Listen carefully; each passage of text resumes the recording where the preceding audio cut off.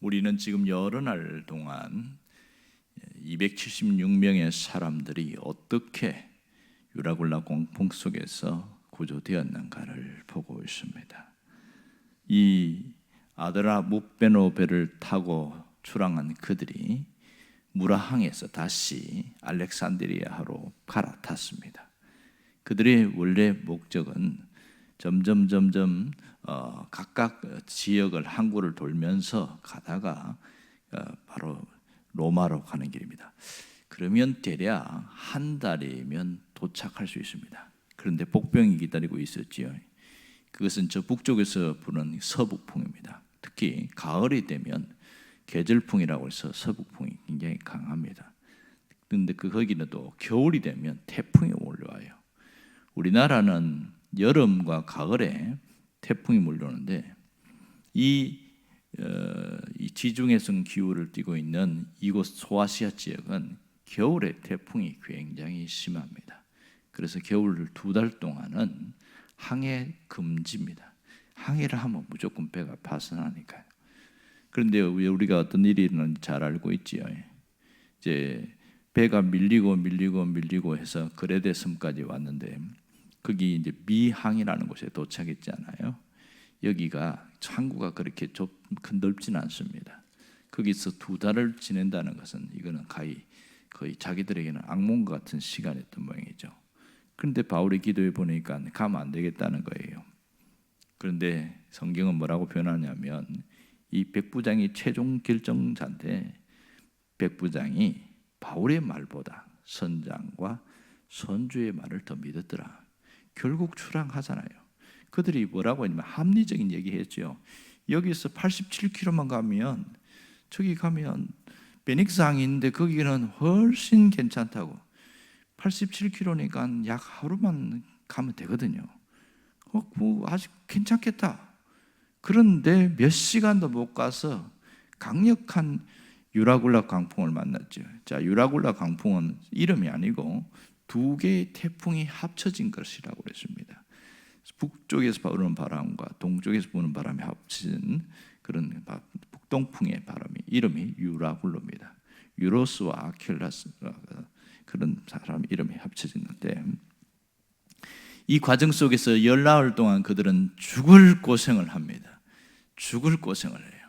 그들이 가장 두려워한 것은 폭풍도 있지만 바다에서 모래톱이었습니다. 모래톱이 작게는 바다 속에서 50m, 높게는 약 100m까지 생기니까 배가 가장 두려운 거예요. 모래톱이 딱 걸렸다 끝난 거예요.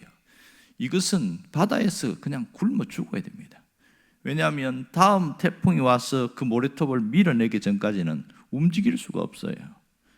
방법이 없는 거죠. 그래서 그들이 두려워해서 짐을 버리기 시작한 것이죠. 오죽하면 버리면 안 되는 것들, 소중한 것들 다 버려버립니다. 기구도 버리고 로마에 가서 돈 되는 것들, 짐들 쫙 다 버렸는데 그런데도 태풍은 잠잠하지 않았습니다. 그때 그들이 뭐라고 그랬냐면 죽었구나, 끝났구나. 구원의 여망이라고 하는데 신랄 같은 희망 이 뜻인데요. 끝났다고 생각한 그 상황에서 하나님이 바울에게 찾아오신 거죠. 바울이 그들에게 용기를 주고 그들에게 우리는 살 수 있다는 희망을 주었습니다. 그런 다음에 그들에게 한 게 뭐예요? 먹으라고 하는 거죠. 음식을 먹어야 우리가 산다. 자, 우리가 잘 봐야 됩니다. 그러다가 결국은 선원들이 뭘 발견했냐면 육지가 오는 것을 발견했어요. 바다 냄새가 달랐던 것이죠. 그리고 소리가 달랐던 거예요. 야, 육지가 가까운데 실제로 바다를 재보니까 점점 얕아지는 걸 느꼈어요. 그런 다음에 마지막에 우리가 본 것은 배의 뒤에 이제 닻을 잘라버린 거죠. 이제 더 이상 필요 없으니까 그냥 항해하게끔.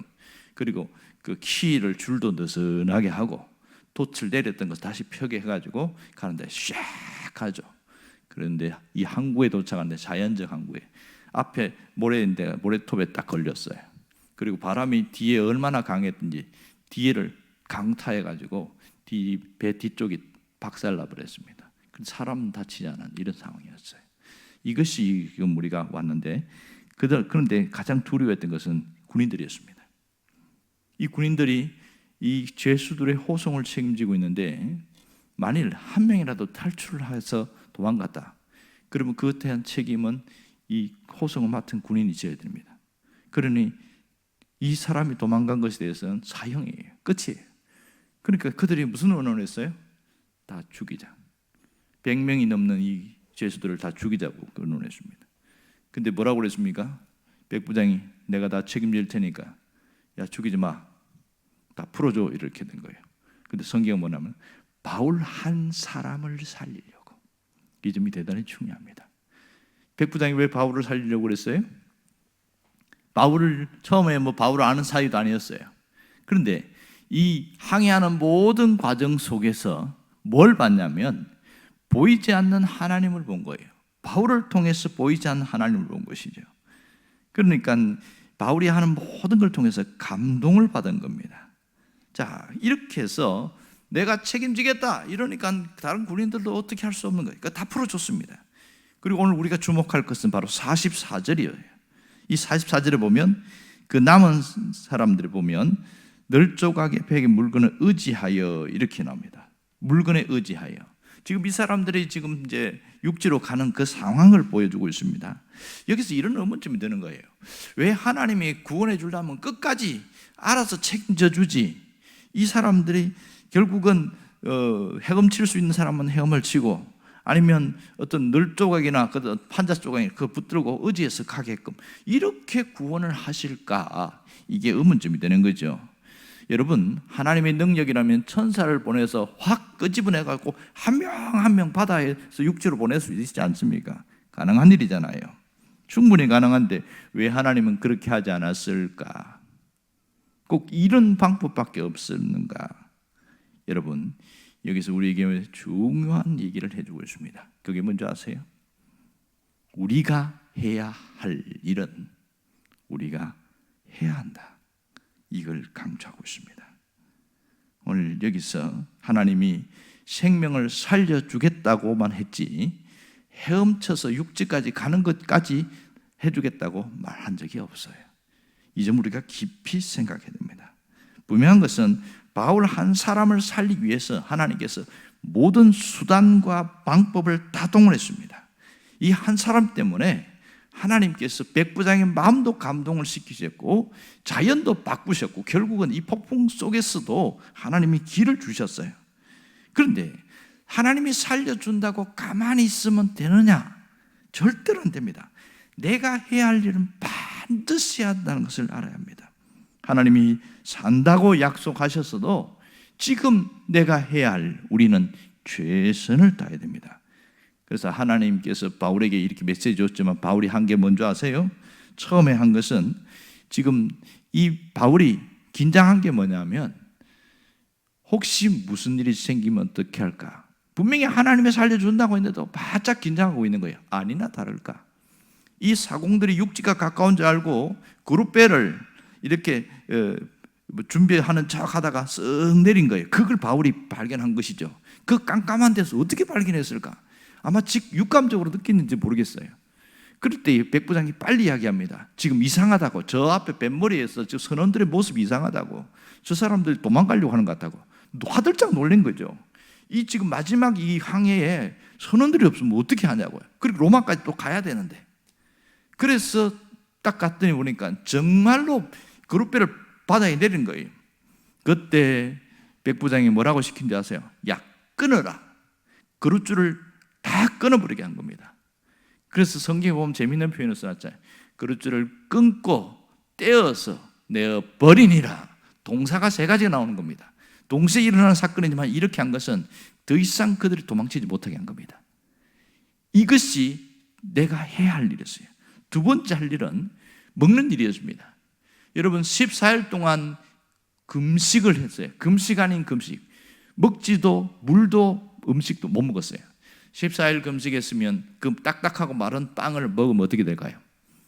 배가 역류하든지 그 사람들은 급하게 체해서 위험해진 생명의 위험이 있다는 걸 잘 압니다. 그래서 아무도 안 먹으려고 합니다. 이때 바울이 또 먹으라고 이야기해도 눈치만 보고 있잖아요. 그때 하나님께 감사기도 하고 바울이 사람들 본 앞에서 먹었는데 아무 이상이 없거든요. 신기한 일이죠. 죽을 먹어야 되는 상황에서 빵을 먹었으니까 그걸 보고서 안심하고 그제서야 먹으니라 그랬습니다. 자 보세요. 하나님이 살려준다고 했는데 먹는 것은 누가 해야 됩니까? 사람이 해야 합니다. 그래서 바울이 적극적으로 먹으라고 합니다. 먹어야 힘을 쓰고 먹어야 뭔가 위험한 지경에 있을 때 나갈 수 있지 않겠는가.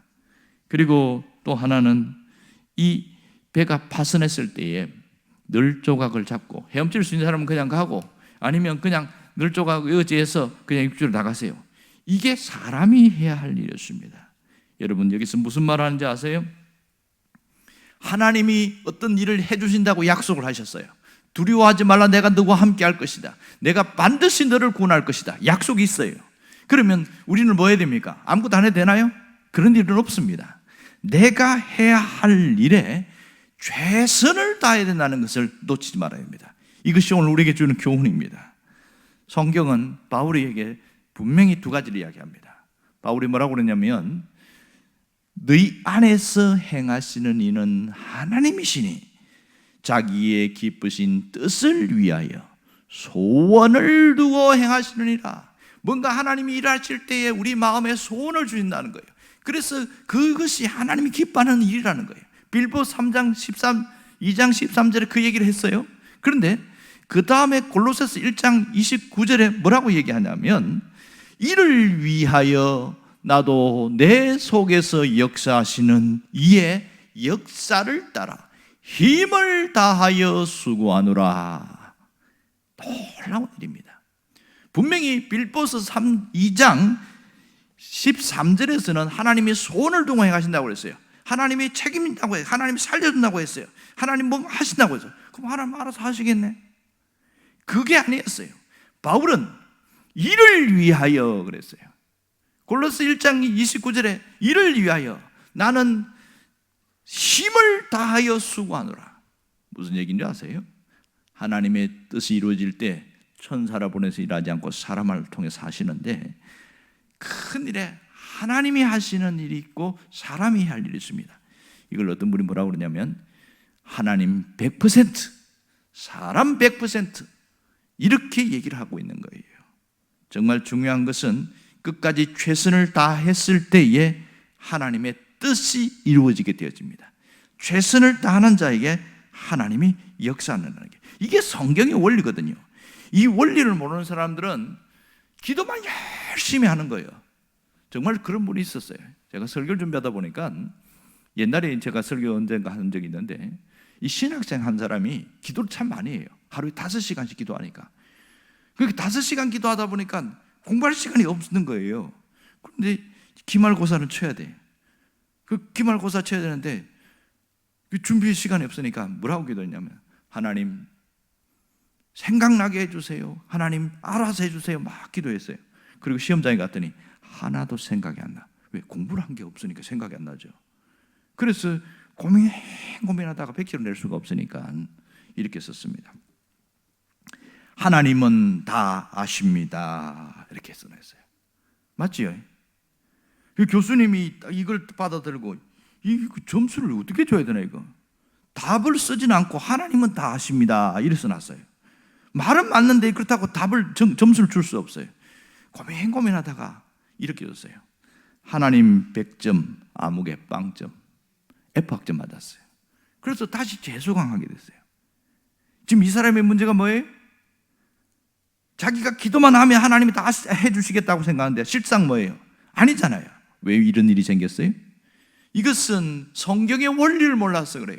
하나님은 뭔가를 해주시겠다고 약속을 했으면 바울처럼 이를 위하여 힘을 다하여 수고하노라. 이 노력이 있어야 되는데 그 일을 안 한 거예요. 기도는 기도고 공부는 공부고 공부하면서 기도하면 되지 왜 기도만 하느냐고요. 이게 잘못된 것이죠. 이게 기독교인들 중에 이런 사람이 굉장히 많습니다. 사업이 어려워갖고 막 기도원에서 열심히 기도했어요. 그랬더니 하나님 무슨 감동을 주냐면 사랑하는 아들아 걱정하지 말아라. 내가 너의 사업을 붙들어 줄 것이고 너는 번창하게 할 것이다. 진짜 하나님의 음성을 듣는 거예요. 얼마나 눈물을 흘리면서 내려와갖고 감동이 돼가지고 하나님이 이제 번창하게 해주신다, 하나님이 알아서 해주겠다고 너무 좋아한 거예요. 그럼 뭘 해야 됩니까? 죽을 똥 살똥 이 사업을 살리기 위해서 뛰어다녀야 되잖아요. 화나는 거예요. 어떻게 된지 아세요? 그 회사 망했습니다. 그럼 나중에 뭐라고 하냐면, 아니 하나님이 번창하게 해주겠다고 했잖아요. 근데 이게 뭡니까? 누가 잘못된 거예요? 이 사람은 성경을 몰라도 한참 모르는 겁니다. 하나님이 하실 일이 있고 그 일을 위해 내가 일을 하지 않을 동안은 어떤 것도 일어나지 않는 것을 알아야 됩니다. 그래서 바울은 이렇게 말합니다. 부지런하여 게으르지 말고, 여러분 중요한 단어가 있습니다. 열심을 품고, 이 세 단어가 굉장히 중요합니다. 주의 일을 하든지 내 일을 하든지 반드시 부지런해야 되고 게으름 피우지 말라는 거예요. 그리고 열심을 품는, 열정을 가지라는 겁니다. 이게 우리가 해야 할 일입니다. 이것이 없다면 어떤 일도 일어나지 않는다. 이게 성경의 원리입니다. 계시록 2장 10절에도 보면 하나님이 면류관을 주시는데 생명의 면류관을 누구에게 주는지 아세요? 생명의 면류관을 주는데 죽도록 충성하는 자에게 준다고 그랬어요. 그 앞에가 참 특이합니다. 그냥 충성한 사람은 왜 안 주고 왜 죽도록 충성한 사람 줄었을까? 내 몸이 막 다 달아 없어질 때까지 막 기침하고 막 드러눕고 그렇게 몸부림치고 한 사람에게 하나님 생명 면류관 준다는 거예요. 가끔 보면 너무한 것 같지 않습니까? 그렇게까지 해야 되냐고요. 이게 우리가 해야 할 일이라는 겁니다. 하나님은 주의 일을 할 때에도 목숨 걸고 그렇게 죽을 똥살똥 해야 하나님이 생명의 면류관을 준다고 그랬습니다. 이게 성경의 원리거든요. 우리가 어떤 일이 이루어질 때에 기도만 하고 있다는 것은 그것은 정말 위험하고 어리석은 일입니다. 기도했으면 이것을 위해서 이리 뛰어다니고 저리 뛰어다니고 얼마나 열심히 수고해야 되는지 모릅니다. 이런 자기 일에 최선을 다하지 않을 때에 어떤 일도 일어나지 않습니다. 달란트 비유가 마태복음 25장에 나오는데요, 거기 보면 주인이 외국을 가면서 5달란트, 2달란트, 1달란트를 주고 가요. 그런데 이 1달란트 받은 사람이 불만이 많아요. 왜 똑같은 종인데 왜 저 사람에게 5달란트 주고 왜 나는 1달란트 주냐는 거예요. 근데 가운데 있는 2달란트 받은 사람은 불만이 없어요. 5달란트 받고 난 2달란트 받으면 차이가 많이 나잖아요. 불만을 가질 만한데 불만이 없어요. 그래서 성경에서 우리가 아는 대로 5달란트 받은 사람은 5달란트를 남겼고 2달란트 받은 사람은 2달란트 남겼어요. 1달란트 받은 사람들은 땅에 묻어놨다고 그랬어요. 난 안 한다. 그러고 나서 주인이 왔을 때 계산하는데 너 그거 갖고 와봐라 그랬더니 1달란트 주는 거예요. 문제 없지 않습니까? 그런데 뭐라고요? 주인이 뭐라면 게으른 종이라고 말했습니다. 게으른 종. 그리고 주인에 대해서 상당히 불평불만을 이야기하는 거예요. 그리고 그 앞에다가 악하고 게으른 종이다, 이렇게 얘기를 하십니다. 주인을 나쁜 사람 신고했으니까. 원래 주인의 의도는 돈을 남겨서 내가 가져가려고 한 것이 아니고 그 남긴 돈을 더 종들에게 주려고 했습니다. 제가 그래서 이 1달란트가 얼마인가? 금 1달란트가 우리나라 돈으로 환산하니까 6억이었어요. 작은 돈이 아니었거든요. 그러면 이 금 5달란트를 받은 사람은 그것을 남기기 위해서 얼마나 고생을 했을까요? 죽을 똥 살똥 했지 않았겠어요? 금 2달란트 받은 사람도 12억이라는 돈을 받았으니까 이걸 남기기 위해서 얼마나 몸부림쳤겠어요. 정말 잠도 못 자고 사람들에게 업소해 가면서 자존심 상하고 그러면서 남긴 거라고 이게. 그런데 1달란트 받은 사람들은 예를 들면 이런 성경에 안 나옵니다만은 하나님 이 금 1달란트 나한테 줬는데 사실 난 불만이 많습니다. 왜 저 사람은 5달란트 주고 나는 1달란트 줍니까? 내가 뭘 잘못했다고? 하나님 그렇게 그러면서 이런저런 기도했겠죠. 하나님 그 주인의 마음을 바꿔줘서 내가 일을 안 하더라도 하나님 좋은 일 생기게 해주세요. 그런데 현실 어때요? 박살나는 거예요. 여러분 우리가 살아가면서 어떤 일이 이루어지기 위해서 얼마나 몸부림쳐야 하는지 우리는 알아야 합니다. 여러분 예수님이 베드로에게 물 위로 걸어와라 했을 때에 걸어가는 것은 누가 해야 됩니까? 하나님이 해주셔야 되나요? 아니잖아요. 베드로가 발을 떼야 걸어갈 수 있었던 겁니다. 이것이 우리가 해야 할 일이었던 것이요. 가나안 정복 전쟁할 때에 6년의 긴 세월 동안 그 엄청난 어려움이 있을 때 죽을 고생을 하면서 전쟁은 누가 해야 됩니까? 하나님이 이 땅을 너희에게 주었다, 너희들이 이기게 할 것이다, 이게 약속이었어요. 그러면 전쟁은 누가 합니까? 이스라엘 백성들이 하는 거예요. 가서 그냥 막 다치기도 하고 막 위험에 빠지기도 하고 죽을 고생을 하는 거죠. 이건 사람이 해야 할 일입니다. 모든 원리가 그런 거예요. 성경은 이렇게 말합니다. 천국은 침노하는 자의 것이니라. 하늘나라를 얻는 것도 먼저 가서 점령하고 빼앗는 자, 우선순위 점령하는 자에게 주신다는 거예요. 우리 삶에 천국이 이루어지려고 하면 영혼의 삶에 뿐만 아니라 우리 삶이 윤택해지고 회복되려면 내가 침노할 수 있어야 되면, 내가 가서 수고하고 노력하고 몸부림치지 않으면 절대로 이루어지지 않습니다. 여러분, 기도했으면 움직여야 됩니다. 기도했으면 뛰어다녀야 됩니다. 그것이 성경의 원리입니다. 바울이 말한 것처럼 부지런해야 됩니다. 게으른 자는 하나님도 책임지지 않습니다. 부지런하여 게으르지 말고 열심을 품어라. 열정을 가지고 너의 삶에 몸부림을 쳐라. 이것이 오늘 우리에게 준 메시지입니다. 이들이 하나님께서 바다에 지금 배가 파손했을 때에 모든 그 사람들을 육지까지 하나님 천사를 보내서 한 사람 한 사람 날라주겠다 하지 않았어요. 너희들이 가서 헤엄쳐서 가라는 거예요. 이것은 사람이 해야 할 일인 거예요. 이걸 놓쳐버리면 신앙 자체가 무너집니다. 여러분, 하나님은 지금도 우리와 함께 하시고 우리를 책임지신 하나님 맞습니다. 그러나 문제는 내가 해야 할 일을 하지 않았을 때에, 내가 대충 하고서 최선을 다하지 않았을 때에 그 책임은 고스란히 나의 잘못입니다. 우리는 어떤 일이 이루어지기 위해서 죽도록 일을 해야 됩니다. 죽을 똥살똥 할 때에 하나님의 역사가 나타나는 겁니다. 여러분, 어떤 일이든지 이것을 명심할 수 있기를 간절히 바랍니다. 기도하겠습니다.